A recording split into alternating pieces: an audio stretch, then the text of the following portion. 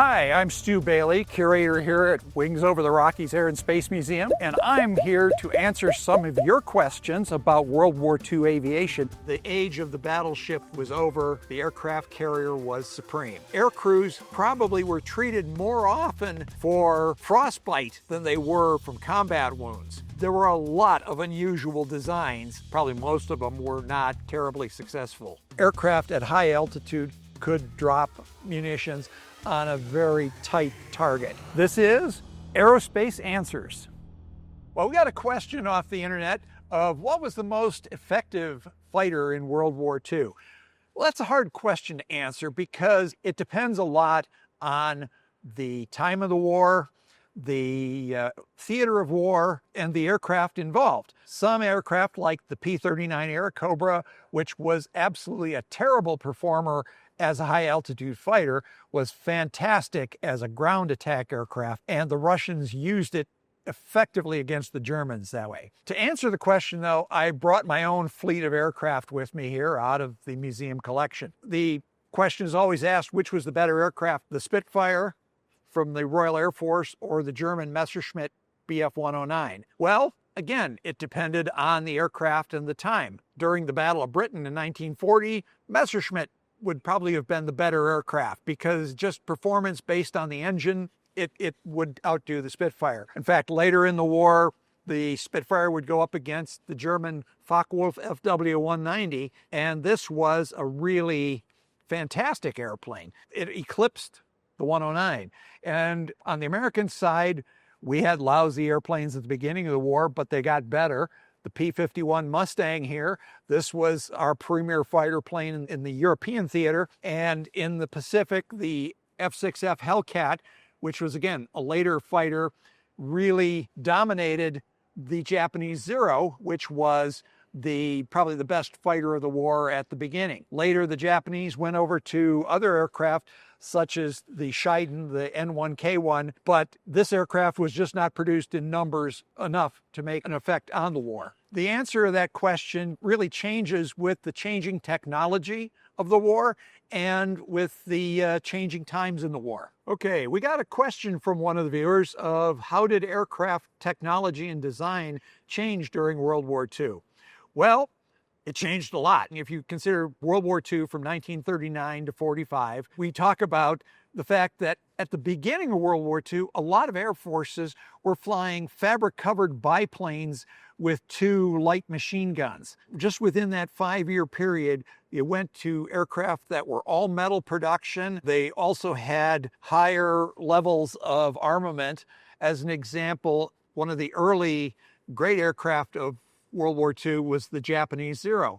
In the 1940-41 range, this airplane was a fantastic performer, but it only had 2 machine guns and it didn't have armor plating or self-sealing fuel tanks. Whereas late war, the aircraft like the American Hellcat had all of that. It had self-sealing fuel tanks, it had armor plating, and it had a total of 6 machine guns, 50 caliber machine guns, instead of like the lightweight 30 caliber machine guns, making it a much more effective fighter plane. Similarly, the FW-190 in the German side, equipped with cannons, those made a real difference. And then, of course, the jets came along. In the fighter pilot's world, speed is life, and jets gave you that extra speed boost. The thing is, they really didn't come along until the very end of the war, so they did not have a lot of effect on the outcome. So in summary, by the end of the war, the materials, the armament, the tactics, everything had changed completely from what the planners had thought World War II in the air would be like back in 1939. Okay, another question from one of our viewers had to do with how did aircraft carriers influence World War II naval battles? Well, that was a big one because prior to World War II, most admirals believed that the battleship was the queen of the fleet and that the battles would be fought between large calibered gunned ships. As was proven at the Battle of Taranto, where the British attacked and sunk the Italian fleet, and at Pearl Harbor, where the Japanese attacked and sank a number of American battleships. The age of the battleship was over. The aircraft carrier was supreme. Throughout the war, the aircraft carrier could take the aircraft as a striking force and go against other ships, other targets on ground, so that it was a more balanced strike force for naval planners. So in summary, naval warfare changed because carriers allowed aircraft to go everywhere. They became the real queens of the fleet, replacing the battleship. One of our viewers asked the question of how technology and tactics changed the air battles of the Battle of Britain. Now, in 1940, the Battle of Britain was fought as the Germans attempted to invade England. They had covered pretty much the rest of the European continent, and the last holdout was Great Britain. So they sent their air force, the Luftwaffe, against the British. And the problem was that they had tactics that they had used so successfully in the early part of the war, that of blitzkrieg, which was fought at very short range. And aircraft such as the Messerschmitt 109, it didn't have the range to accompany the bombers all the way over England, so that they could only stay a few minutes and had to leave, which allowed the British Spitfires and Hurricanes, allowed them to come in and decimate the bomber formations. The British also had a secret weapon in the form of radar. Now, radar was able to spot the Germans forming up over France and could tell them which direction a raid was coming from, how high it was, how many aircraft, things like that. So they would be ready. They radioed the fighters on the ground before they took off saying, this is where you're going, this is where the enemy's going to be. It made it a heck of a lot easier. And then at night, when the Germans switched to night bombing, again, radar helped the night fighters find the bombers fairly easily. And so in summary, the Battle of Britain was won through good technology on the British side and poor tactics on the German side. Okay, one of our viewers asked the question of how did the air training programs differ between the various powers in World War II? And quite honestly, they weren't that different. Young pilots, sometimes as young as 17 or 18, usually not more than 23, would enter the program and go through ground training and then through a primary training process where they learned to fly, the basics of operating an airplane, takeoffs, landings, things like that. And then from there went into basic training where they would learn how to operate the radios and fly formation and navigate, and then on to advanced training where the pilots that were going to fly multi-engine aircraft, they went off to learn how to handle 2- and 4-engine airplanes, while the fighter pilots that handled a single-engine airplane went into advanced training where they learned gunnery and bombing, things like that. What made the difference was that for American and British pilots, they generally came out of combat after doing a tour and would go back to become instructors in the training program. So they would pass their information, what they had learned, on to the student pilots.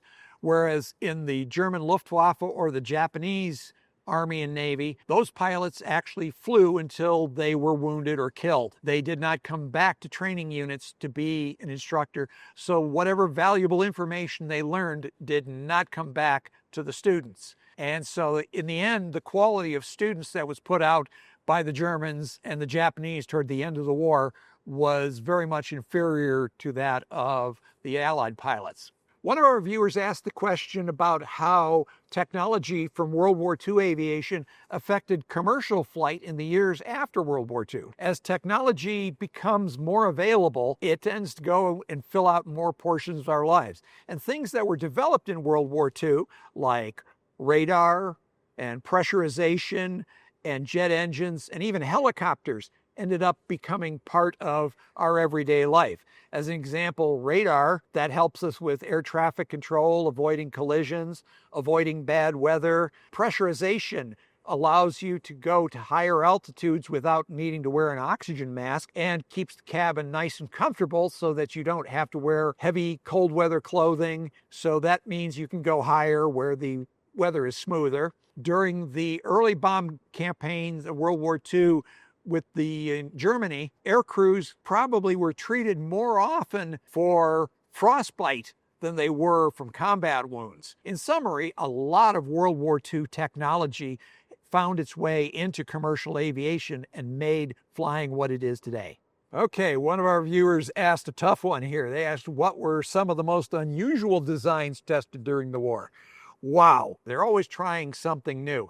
Now, if you take something like this P-51 Mustang, that's a fairly common layout. Wings, tail, engine on the front.